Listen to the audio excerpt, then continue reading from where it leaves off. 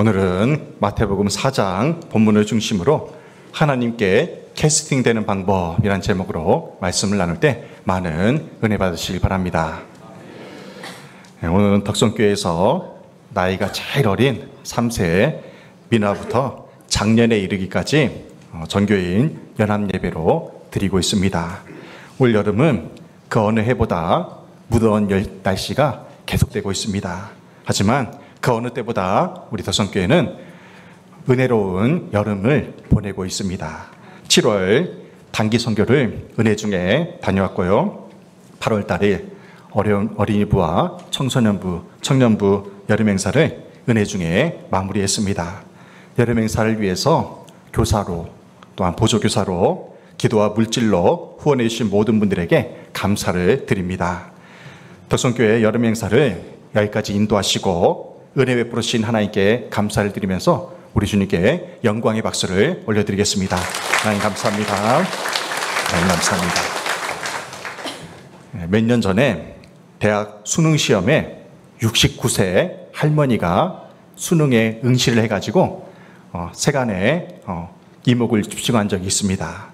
기자들이 그 할머니에게 이렇게 질문했어요. 늙음하게 이렇게 대학에 가고자 하는 이유가 무엇입니까? 이렇게 기자들이 물었어요. 그러자 그 할머니가 짧게 대답을 합니다. 배우고 싶어서요. 배우고 싶어서요. 69년의 세월 동안 할머니의 가슴속에 꺼지지 않는 열망은 바로 배움에 대한 열망이었던 것입니다. 할머니가 그렇게 대답하자 기자가 이제 다시 물어요. 지금 대학에 가서 무엇을 하려는 것입니까? 그 연세에 무엇을 하려고 대학에 가냐는 것이죠. 할머니는 이렇게 대답해요. 인생이 아는 만큼 풍요롭고 윤택해진다는 것을 믿기 때문에 더 나은 삶을 위해서 대학에 간다고 그렇게 대답을 했습니다. 우리의 신앙생활도 마찬가지입니다. 하나님을 아는 만큼 신앙생활이 풍요롭고 윤택해진다는 것입니다. 교회학교 아이들이 예배 시간에 떠드는 것 같아요. 저기 유아실에 지금 유치부 아이들이 있는 것 같아요. 그 아이들이 떠들며 돌아다니면서 아무것도 모르는 것 같지만요, 집에 돌아가셔서 부모님이 오늘 교회학교에서 뭐 배웠냐 물어보면요, 곧잘 대답을 해요. 아이들은 이렇게 성전에 나오는 것으로 그렇게 신앙이 체득되어져 가는 것입니다. 어려서부터 한 주 한 주 예배드리고 말씀을 듣고 게임도 하고 찬양도 하고 간식 먹고 밥을 먹다 보면요, 어느새 하나님을 아는 지식이 자라져 간다는 것을 보게 됩니다. 아이들뿐만 아니라 모든 세대가 하나님을 뜨겁게 찬양하고 하나님을 아는 지식을 갈망함으로 믿음이 날로 날로 성장하는 우리 덕성교회 모든 성도들이 되시기를 주님의 이름으로 축원합니다. 아멘. 요즘도 그렇지만 과거에 길거리 캐스팅으로 연예인이 된 사람이 많이 있습니다. 배우 김태희를 아실 거예요. 이 김태희 씨가 서울대 재학 시절에 지하철에서 광고 디자이너에게 캐스팅을 당했다고 합니다. 그래서 배우가 된 거예요. 한가인 씨 아시죠? 한가인 씨는 배화여고 전교 5등 출신인데요. 길거리 캐스팅이 되어가지고 배우가 된 거예요. 김지원 배우가 있어요. 중학교 3학년 때 길거리 캐스팅 돼가지고 연예인이 되었다고 합니다. 배우 이정재 씨를 아실 거예요. 길거리 캐스팅으로 배우가 되어가지고요, 오징어 게임으로 세계적인 배우로 명성을 날리고 있습니다. 이 길거리 캐스팅이 되려면 본래 얼굴이 예쁘거나 잘생겨야 됩니다. 그런데요, 캐스팅 되었다고 해서 곧바로 유명한 배우가 되는 것은 결코 아니라는 것입니다. 캐스팅된 그 다음부터 배우나 가수가 되기 위해서 피땀 흘려 연습을 하면서 실력을 키워야 한다는 것입니다. 그 후에야 비로소 진짜 배우, 진짜 가수가 되는 것입니다. 그렇다면 하나님께서는 이 시대에 어떤 사람을 캐스팅하여 사용하실까요? 하나님이 캐스팅하시는 그 사람들의 공통점이 있습니다. 하나님이 캐스팅하시는 사람들의 공통점은요, 삶의 현장에서 부르셨다는 거예요. 삶의 현장에서. 구약시대에 위대한 선지자 중에 한 사람인 엘리사 선지자는 성실하게 자신의 일을 감당하고 있을 때 하나님의 부르심을 받았습니다. 엘리사가 캐스팅된 그 이유를 알려면 그의 스승인 엘리야 선지자의 사역을 이해해야 됩니다. 엘리야가 갈멜산에서 바알 선지자와 아세라 선지자들과 함께 대결을 해서 승리를 하게 됩니다. 무려 850대 1의 싸움에서 승리를 하게 되었어요. 그래서 바알과 아세라 선지자 850명이 다 모조리 몰살을 당했습니다. 이에 격분한 이세벨 여왕이 화가 나가지고 엘리야를 죽이겠다고 선언을 해요. 그러자 엘리야 선지자가 저 멀리 도망가가지고요, 로뎀나무 아래에서 죽기를 하나님께 간청을 합니다. 하나님, 저 힘들어 죽겠어요. 저를 차라리 죽여주십시오. 저를 차라리 하나님께 데려가 주십시오. 그렇게 간청을 합니다. 그때에 하나님께서 엘리야를 찾아가셔서 세미한 음성으로 하나님의 말씀으로 위로해 주십니다. 그리고 엘리야의 지쳐있는 그 엘리야의 사역을 도울 선지자로 엘리사를 예비해 주신 거예요. 그리고 바알에게 무릎 꿇지 않은 신실한 7,000명의 성도들을 엘리야 선지자에게 예비해 주신 것입니다. 엘리야가 엘리사를 선지자로 세우기 위해 찾아갔을 때 엘리사는 무엇을 하고 있었습니까? 열왕기상 19장 19절에서 이렇게 말씀해요. 엘리야가 거기서 떠나 사바세 아들 엘리사를 만나니 그가 12겨리소를 앞세우고 밭을 가는데 자기는 12째 겨리소와 함께 있더라. 엘리야가 그리로 건너가서 겉옷을 그 위에 던졌더니, 아멘. 그래서 겉옷을 던진다는 것은요, 선지자가 입고 있는 옷을 던진다는 거잖아요. 그것은 자신의 선지자의 사명을 엘리사에게도 위임한다는 그러한 의미가 담겨져 있습니다. 엘리사가 뭐 하고 있었습니까? 엘리사는 12겨리소를 앞세우고 밭을 갈고 있었어요. 밭을. 엘리사의 직업이 뭐입니까? 밭을 갈고 있었잖아요. 엘리사의 직업이 뭐예요? 농부였다는 것을 알 수가 있습니다.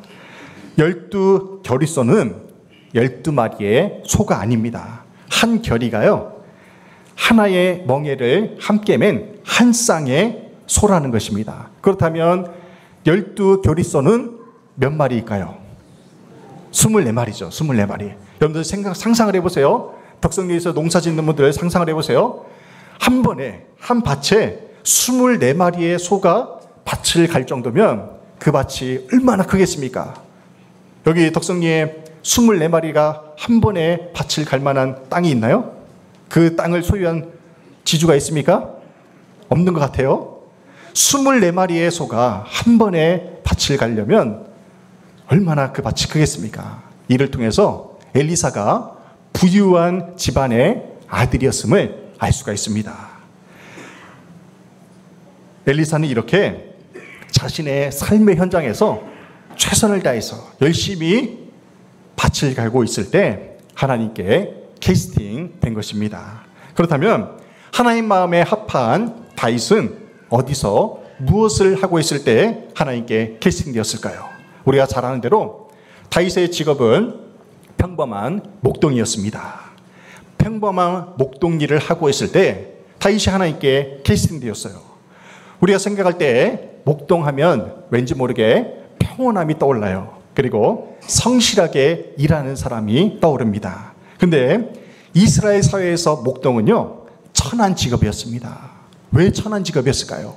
그냥 평범한 농사를 짓고 그렇게 가축을 기르는 사람이 왜 천한 직업이었을까요? 왜 그러냐면요, 양의 특성상 양은 한시도 주인의 돌봄이 없으면 살 수 없는 동물이었기 때문에 그래요. 그렇기 때문에 목동이 안식일을 지킬 수가 없었던 것입니다. 유대인들의 사회에서 안식일은요, 생명과도 같은 날입니다. 그날이 되면 모든 일을 다 내려놓고 쉬어야 돼요. 근데 목동은 어떻습니까? 양을 계속해서 돌봐야 하기 때문에 성전에 나갈 수가 없어요. 흔히 안식일을 제대로 지킬 수가 없는 것이죠. 그래서 사람들이 목동일을 천한 직업으로 그렇게 분류를 한 것입니다. 오늘날로 말하면요, 양을 돌봐야 하기 때문에 주일 성수를 하지 못해서 교회에 나가지 못하기 때문에 천한 직업이 된 것입니다. 이렇게 다윗이 집에서는 막내였어요. 천한 목동일을 하던 그 다윗이 어디서 무엇을 하고 있을 때 캐스팅되었습니까? 시편 78편 70절 71절에서 이렇게 말씀해요. 또 그의 종 다윗을 택하시되 양의 우리에서 취하시며 전양을 지키는 중에서 그들을 이끌어내사 그의 백성인 야곱 그의 소유인 이스라엘을 기르게 하셨더니. 아멘. 하나님께서는 그의 종 다윗을 양의 우리에서 양을 지키고 있을 때 다윗을 택하셨습니다. 이스라엘에 사람이 얼마나 많이 있습니까? 그 하고 많은 사람 중에 어떻게 천한 목동이었던 다윗이 이스라엘의 제1의 왕으로 캐스팅될 수가 있었겠습니까? 다윗이 왕으로 캐스팅된 데에는 다윗에게 두 가지 강점이 있었기 때문입니다. 다윗의 두 가지 강점이 무엇입니까? 시편 78편 72절에서 이렇게 말씀해요. 이에 그가 그들을 자기 마음에 완전함으로 기르고 그의 손에 능숙함으로 그들을 지도하였도다. 아멘. 다윗은 양을 칠 때에 마음의 완전함과 손의 능숙함으로 길렀다고 합니다. 여기서 완전함은 성실함을 의미해요. 그리고 능숙함은 전문가라는 뜻입니다. 양을 기르는 데 있어서는요, 다윗이 누구보다 성실하게 일했다는 거예요. 그리고 전문가로서 양을 돌보는 일을 했다는 것입니다. 이것이 다윗이 이스라엘 왕으로 캐스팅된 진짜 이유라는 것입니다. 하나님께서는 삶의 현장에서 매사에 성실하면서도 전문적으로 일하는 사람을 사용하신다는 것을 알 수가 있습니다. 예수님께서 제자들을 캐스팅하실 때 방법도 마찬가지예요. 오늘 본문인 마태복음 4장 18절 19절에서 이렇게 말씀합니다. 갈릴리 해변에 다니시다가 두 형제 곧 베드로라 하는 시몬과 그의 형제 안드레가 바다에 금을 던지는 것을 보시니 그들은 어부라 말씀하시되 나를 따라오라 내가 너희를 사람을 낚는 어부가 되게 하리라. 아멘. 예수님이 갈릴리 해변을 두루 다니시다가 베드로와 안드레 형제가 바다에 금을 던지는 것을 보셨습니다. 물고기 잡는 것을 보셨어요. 예수님의 관점으로 보실 때 이렇게 생각하신 것 같아요. 고기 잡는 일에 저 베드로와 안드레 형제가 최선을 다해서 고기 잡는 것을 보니 사람을 낚는 일에도 최선을 다할 것이 보이셨던 것입니다. 만약에 베드로와 안드레 형제가 고기를 잡다가 서로 막 싸워요. 그리고 막 배 안에서 그냥 고기는 안 잡고 누워 있었다고 생각해 보십시오. 그 불성실한 베드로와 안드레를 주님이 캐스팅하셨겠습니까? 아니라는 거예요. 고기 잡는 일에 진심이었기 때문에 주님께서 베드로와 안드레 형제를 주님의 제자로 캐스팅하신 것입니다. 이것이 삶의 현장에서 부르시는 주님의 마음이에요. 사도 바울도 마찬가지입니다. 사도 바울이 무엇을 하고 있을 때 주님이 캐스팅하셨습니까? 근데 사도 바울은 좀 독특한 케이스예요. 사도행전 9장 1, 2절에서 이렇게 말씀합니다. 사울이 주의 제자들에게 대하여 여전히 위협과 살기가 등등하여 대제사장에 가서 다메섹 여러 회당에 가져갈 공문을 청하니 이는 만일 그 도를 따르는 사람을 만나면 남녀를 막론하고 결박하여 예루살렘으로 잡아오려 함이라. 아멘. 주님은 사울이 다메섹으로 가는 길에 캐스팅을 하세요. 사울은 다메섹 도상에서 무엇을 하고 있었습니까? 바울이 예수님께 캐스팅되기 전의 이름이 사울이었습니다. 사울이 주님의 제자로 사도로 부르심을 받고 바울로 계명을 한 거예요. 사울의 삶의 현장은 어디였습니까? 예수님을 믿는 자들이 있는 곳이었어요. 예수 믿는 자들이 있는 곳에 사울의 사역 장소였어요. 무엇을 했습니까? 거기서 사울은요, 위협과 살기가 등등하여서 예수 믿는 남녀를 결박을 합니다. 그 결박한 예수쟁이들을 예루살렘으로 잡아가는 일, 끌고 가는 일을 사울이 하고 있었던 거예요. 그 당시 사울은 적그리스도였어요. 예수 믿는 사람들을 핍박하는 사람이었습니다. 그렇지만 그 일에 누구보다 최선을 다하고 있었던 것이죠. 예수님은 사울이 예수 믿는 사람들을 잡으러 다니는 일에 자기 목숨을 걸고 최선을 다하는 것을 보셨습니다. 아마도 예수님은 그 사울의 열심에 안타까워하시면서도 마음 한편으로는요, 이런 생각을 하셨던 것 같아요. 사울이 잘못 배워서 그렇지 자기가 맡은 일에 최선을 다하는 것을 보니까 고쳤으면 훌륭한 일꾼이 되겠다, 그렇게 생각하신 거예요. 얼마나 예수쟁이들을 잡는 일에 열심이었으면 주님이 이렇게 생각하셨겠습니까? 고쳤으면 훌륭한 일꾼이 되겠다. 예수님의 예견대로 사울은 바울이 되어서 바울을 통해서 그 복음이 로마에까지 증거되면서요, 전 세계에 복음이 빠르게 확산되는 놀라운 역사를 우리가 경험하게 된 것입니다. 예수님이 바울을 만나자마자 가장 먼저 하신 일이 무엇입니까? 인간이 추구해야 될 진리가 무엇인지, 사명이 무엇인지를 깨우쳐 주셨어요. 결국 예수님께 캐스팅된 바울은 어떻게 쓰임받습니까? 생명을 아끼지 않고 복음 전하는 일에 충성을 다했다는 것입니다. 우리는 지금까지 하나님께 캐스팅된 엘리사와 다윗과 베드로와 안드레, 사도 바울을 살펴봤어요. 이들은 하나같이 자신의 삶의 현장에서 완전함과 능숙함으로, 성실함과 전문적으로 그렇게 일하고 있었습니다.